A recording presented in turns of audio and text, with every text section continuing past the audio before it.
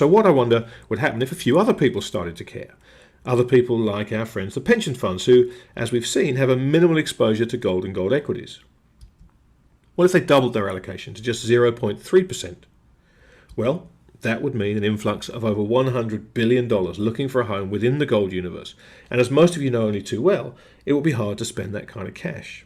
In fact, without even touching bullion, here are a few suggestions for what you could do with that $100 billion if it was burning a hole in your pocket.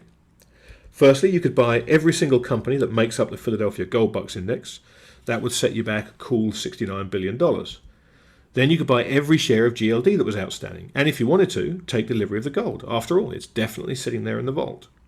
That would cost you a further $23 billion. You'd still have enough left to buy all the GDX shares in existence, with enough left over still to scoop up all the GDXJ shares for good measure.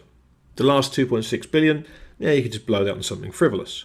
Or you could save up another $25 billion and buy every major gold producer in the world, and then you could make a few changes to the supply side of the equation. Whatever you chose to do, that kind of influx into the gold space would change everything dramatically. And that's just 0.3% of pension fund assets. We're not even mentioning hedge funds. What if the pension funds decided 1% was the right number now?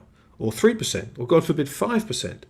5% would be a little over $1.5 trillion, a sum that simply couldn't be absorbed into the gold market without major disruption. And by disruption, I mean significantly higher prices.